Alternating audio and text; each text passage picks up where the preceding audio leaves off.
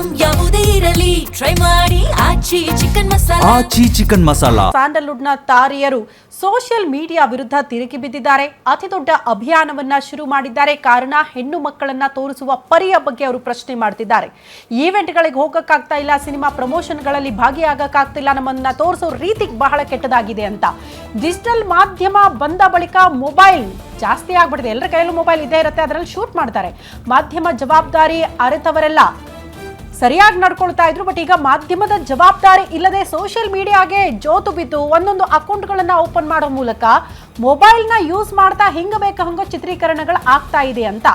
Cinema ಕಲೆಯನ್ನ ಪ್ರೋತ್ಸಾಹಿಸಿ ಅಲ್ಲಿ ಬಂದಿರುವಂತಹ ಈವೆಂಟ್ನ ಉದ್ದೇಶ ಏನು ಅದರ ಬಗ್ಗೆ ಪ್ರಚಾರ ಮಾಡಿ ತಪ್ಪಲ್ಲ.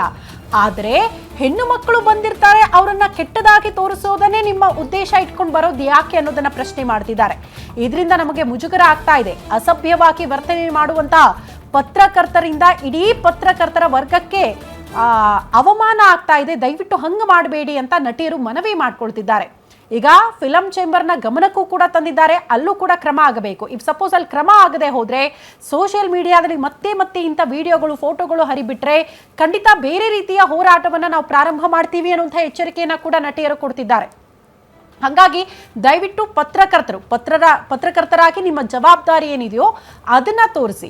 ಈವೆಂಟು ಕಾರ್ಯಕ್ರಮ ಅದರ ಉದ್ದೇಶ ಬಿಟ್ಟು ನಟಿಯರನ್ನ ತೋರಿಸೋದಕ್ಕೆ, ಅವ್ರನ್ನ ಕೆಟ್ಟದಾಗಿ ತೋರಿಸೋದಕ್ಕೆ ಉದ್ದೇಶ ಇಟ್ಕೊಂಡು ಬಂದ್ಬಿಟ್ರೆ ಹೆಂಗೆ ಅನ್ನೋದನ್ನ ಪ್ರಶ್ನೆ ಮಾಡ್ತಿದ್ದಾರೆ.